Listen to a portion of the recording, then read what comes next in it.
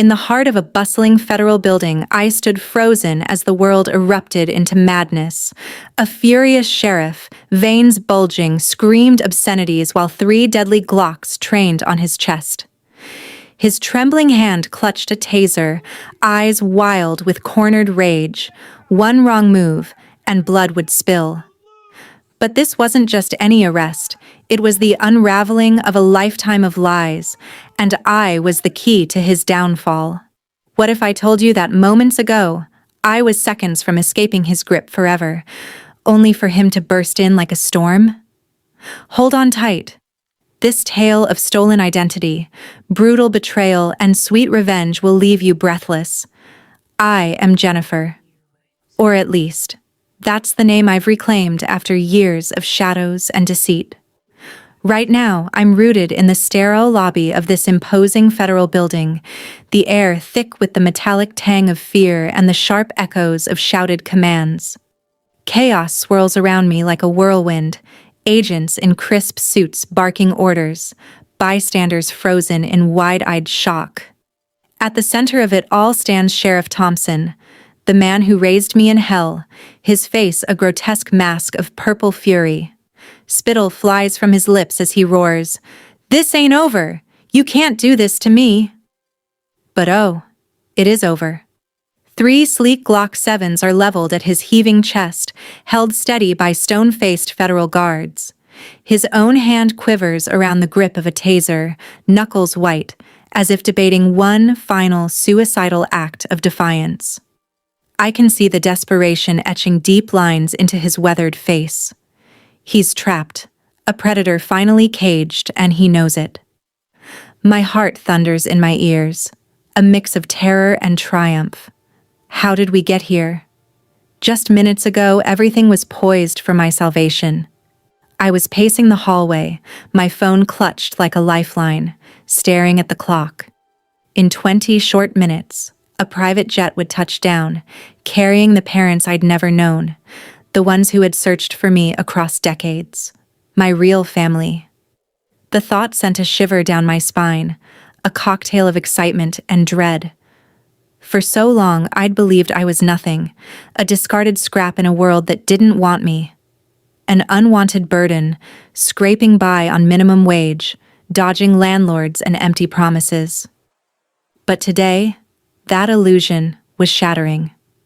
I was about to dial their number, hear their voices for the first time, and step into a life of belonging. Home. The word tasted foreign, sweet, almost too good to be true. What if they didn't recognize me? What if the years had erased any trace of the child they lost? My fingers hovered over the screen, pulse racing, when suddenly, the door to the lobby exploded inward with a deafening crash. Sheriff Thompson barreled through like a force of nature, his deputies flanking him, badges gleaming under the fluorescent lights. His eyes locked onto mine immediately, burning with the hatred I'd known all too well. "Jennifer!" he bellowed, slamming a crumpled warrant onto the reception desk. "You're under arrest for grand larceny. Cuff her, boys." The words hit me like a gut punch. Grand larceny? Me? I staggered back, my mind reeling. What? No, this is insane. It's a lie. I screamed, my voice cracking with disbelief. But he didn't flinch, his lips curling into a smug sneer. The deputies lunged forward, rough hands grabbing my arms, twisting them behind my back. Cold metal bit into my wrists as the cuffs clicked shut. Panic surged through me. This wasn't just an arrest. I knew him too well. He wasn't taking me to some county jail for booking. No. This was his desperate bid to silence me forever, to drag me back into the prison of his control. As they hauled me down the echoing hallway, my feet dragging against the polished tile, a flood of memories crashed over me like icy waves. I saw it all again. The dingy laundry room where I'd slept on a threadbare cot, the scent of detergent and mildew my constant companions, while his precious daughter Lily lounged in the sprawling master suite with silk sheets and endless luxuries. "You're lucky I even keep you around," He'd sneer, his breath hot with whiskey, making me scrub floors until my knees bled. I was the mistake, the unwanted stepchild he tolerated only to hide his sins. Love? That was a fairy tale for others. For me, it was slaps and shouts, endless reminders that I didn't belong. But in that moment, as the deputy's grips tightened, something deep inside me fractured. Not in defeat, but in fury. I wasn't his victim anymore. I was a survivor, a witness to his crimes, and I would burn his empire to the ground. With a surge of adrenaline, I planted my heels into the floor, going limp like a rag doll. The deputies stumbled, caught off guard, cursing under their breath. I twisted my head, locking eyes with Thompson. His face was inches from mine, twisted in rage. "Check the timestamp on that warrant," I spat, my voice steady despite the fear clawing at my throat. "Go on, look closely." He faltered for a split second, but it was enough. From the corner of my eye, I saw Sterling, the sharp-dressed federal agent who'd become my unlikely guardian, striding toward us. His presence cut through the tension like a blade. "Hold up," he commanded, his tone brooking no argument. "Let me see that paper." The deputies hesitated, glancing at their boss, but Sterling snatched the warrant, his eyes scanning it with laser focus. The lobby seemed to hold its breath. I could feel the air growing heavier, the seconds stretching into eternity. What if he missed it? What if Thompson's forgery was too clever?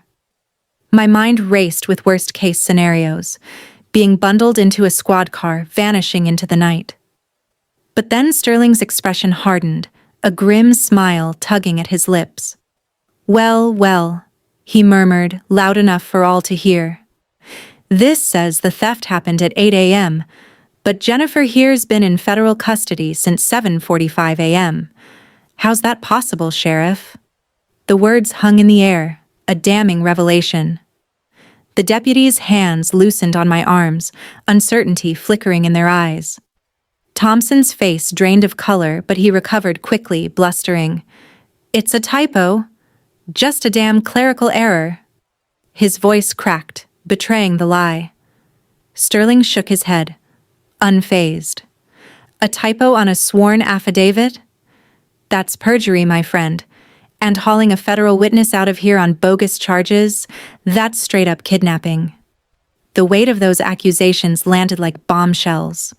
I felt a spark of hope igniting in my chest, but tension coiled tighter. Thompson was unpredictable, a cornered animal ready to lash out.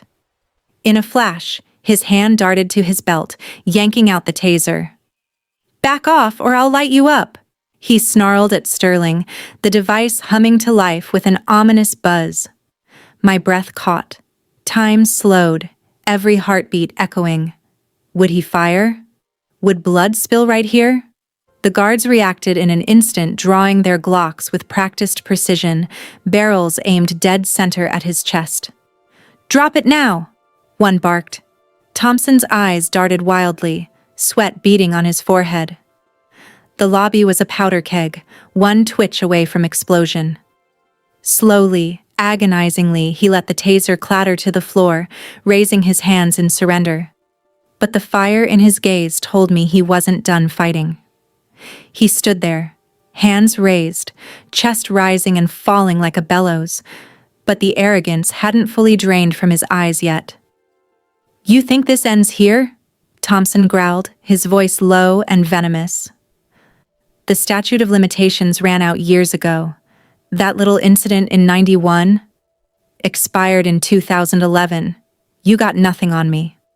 He tried to sound confident, but I could hear the tremor beneath the bluster, the crack in the armor of a man who'd ruled through fear for too long. My stomach twisted. What if he was right? What if all those years of suffering, all the nights I'd cried myself to sleep wondering why I was never enough, amounted to nothing because time had erased his crime? Sterling didn't blink. He reached into his briefcase with deliberate calm, pulling out a thick manila folder that seemed to weigh as much as the truth it contained. He flipped it open slowly, letting the pages rustle like dry leaves in the tense silence. "Nice try, Sheriff," he said, his tone almost conversational. "But you're thinking too small. The kidnapping statute might have run if this were just about a criminal act. But we're not here for that alone." He slid a document across the reception desk toward Thompson, who stared at it like it was a live grenade. "This is about constructive trust. You obtained property, your house, your accounts, your so-called legitimate life, through fraud, through hiding a child, through deceiving courts, banks, the IRS. That property doesn't belong to you. It never did. You hold it in trust for the victim, for her." He nodded toward me. I felt the words land like a physical blow. My knees nearly buckled. All those years scrubbing his floors, washing his clothes, enduring his insults, and the roof over my head, the food on his table, the very life he built on my stolen childhood, was mine by right. The thought was dizzying, intoxicating. Thompson's face contorted, disbelief warring with dawning horror. That's ridiculous," he stammered. "I raised her. I gave her a home." "You stole her," Sterling corrected, voice like steel, "and you profited from it. Every dollar laundered, every false tax return filed. Those don't have statutes of limitations. Federal crimes like that, they keep accruing interest." He turned a page revealing bank statements, property deeds, audit trails, evidence meticulously gathered over months, perhaps years. "We have it all. Wire transfers routed through shell accounts, fake charitable donations to cover tracks. You thought you were untouchable behind that badge. You weren't." The deputies who'd been holding me had long since stepped back, their faces pale, hands hovering uncertainly near their holsters.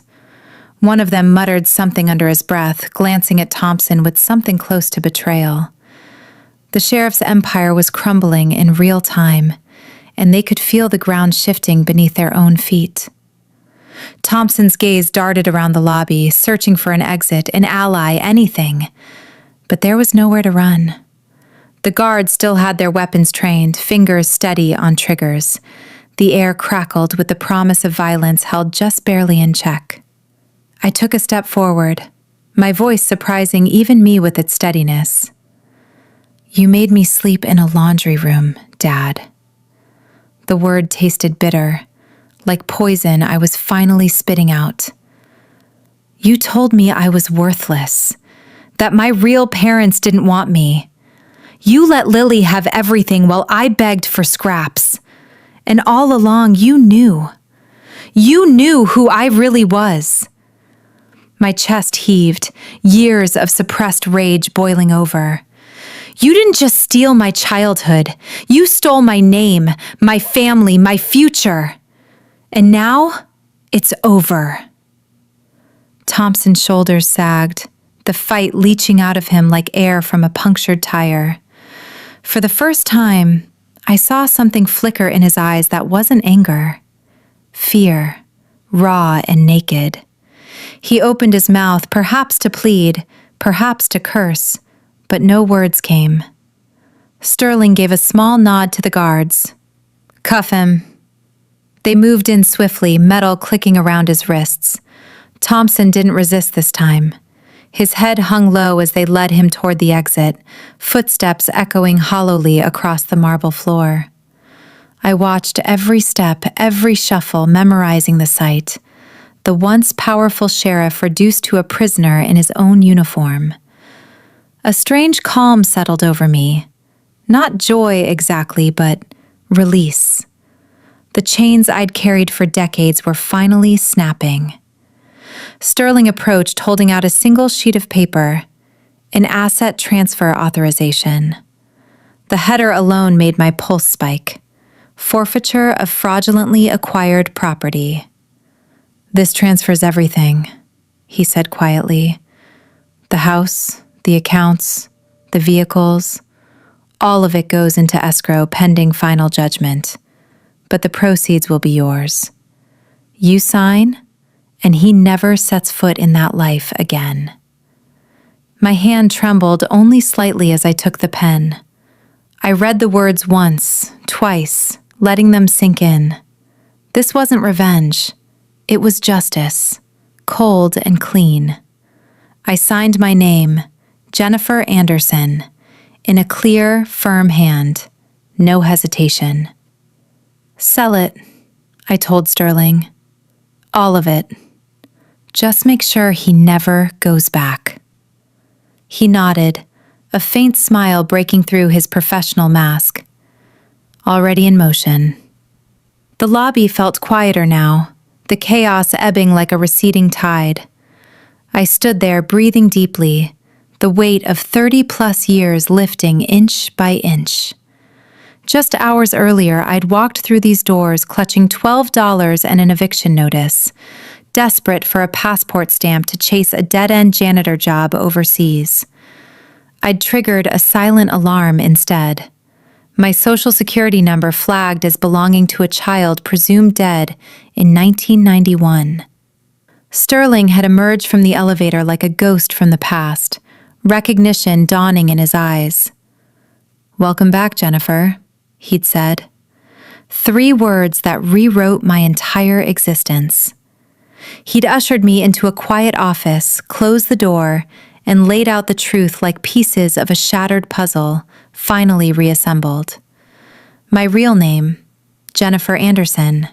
My family, wealthy innovators in California tech who'd never stopped searching.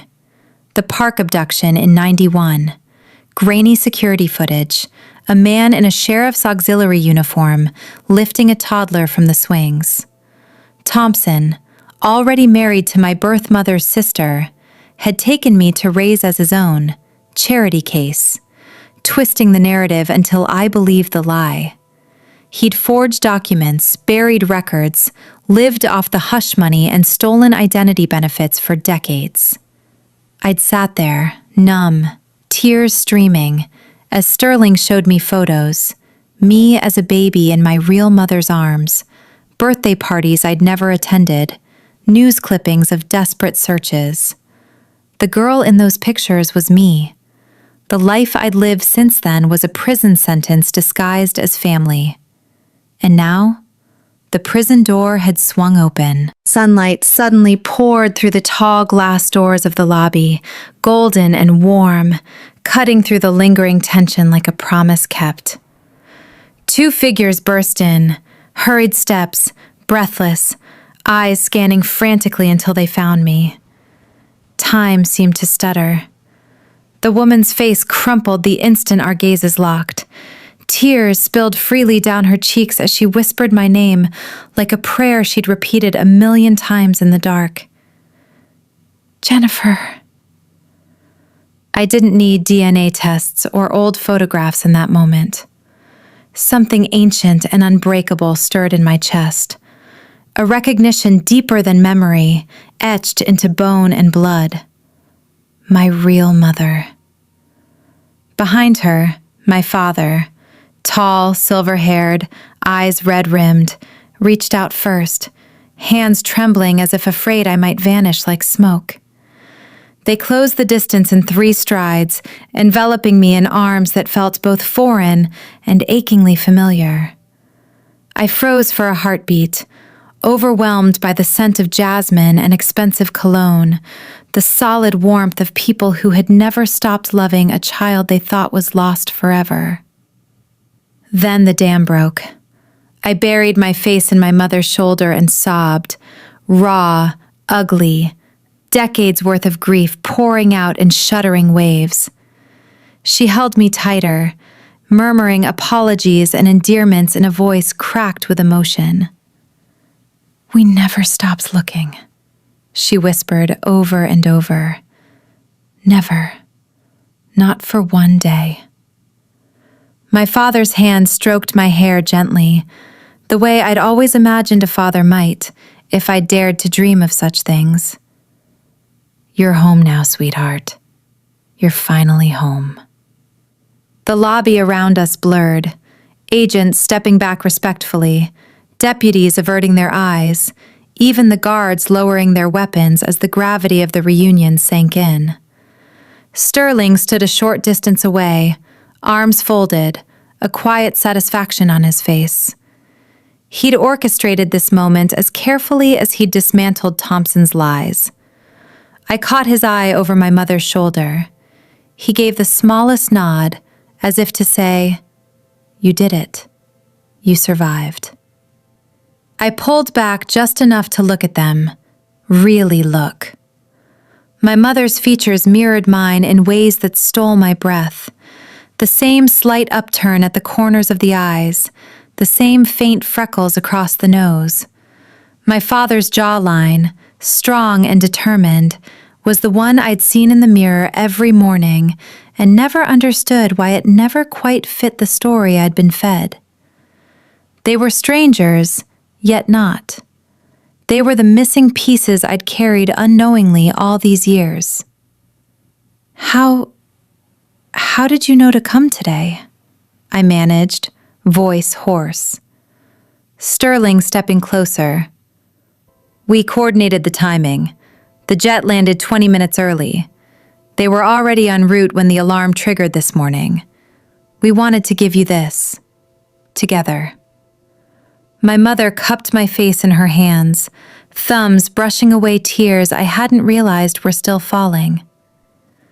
"We got the call from Agent Sterling weeks ago. He told us you were alive, that you'd walked into this building with nothing but $12 and an eviction notice, and that you were our daughter." Her voice broke again. "We chartered the first flight we could. We couldn't wait another second." I laughed through the tears, a shaky, incredulous sound. "I was just trying to get a passport so I could clean toilets halfway across the world. Instead, I found this." My father smiled, the first real one I'd seen from him, soft and full of wonder. "You found us. That's all that matters." We stood there for what felt like hours, but was probably only minutes, holding on as if letting go might unravel everything. I told them fragments, halting stories of laundry room nights, of Thompson's cruelty, of believing I was unlovable. Each word hurt, but saying them aloud felt like pulling thorns from my skin. They listened without interrupting, their faces etched with pain and fury in equal measure. When I mentioned Lily, Thompson's daughter, the one who'd had the easy life while I suffered, my mother's grip tightened. "He'll answer for every single day he stole from you," she said fiercely. Sterling cleared his throat gently. "The U.S. Attorney's Office is already moving on multiple counts: kidnapping, identity theft, wire fraud, tax evasion, money laundering. The constructive trust ruling means his assets are frozen. He won't walk free for a very long time, if ever." I glanced toward the doors where Thompson had been led away in cuffs. The image burned into my mind. His head bowed, shoulders slumped, the once mighty sheriff reduced to just another criminal. A small, fierce part of me felt satisfaction, not vicious joy, but the quiet certainty that balance had finally been restored. My parents didn't rush me. They simply stayed close, one on each side, as if afraid the moment might slip away. Eventually, I wiped my eyes and took a deep, steadying breath. "I don't even know where to start," I admitted. My mother smiled through her tears. "You don't have to start anywhere today. We have time. All the time in the world now." Sterling handed me a small envelope.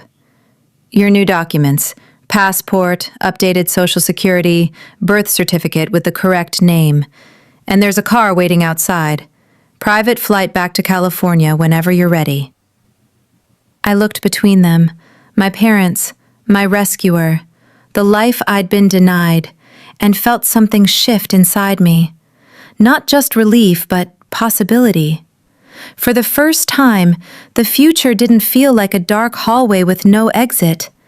It felt open, bright, mine. I slipped my hands into theirs. "Let's go home," I said. As we walked toward the doors, sunlight streaming across the marble like a welcome mat, I glanced back once at the federal building that had changed everything. Chaos had given way to quiet. Lies had crumbled into truth. And somewhere in the distance, Sheriff Thompson's reign of terror was ending, while my real life was only just beginning.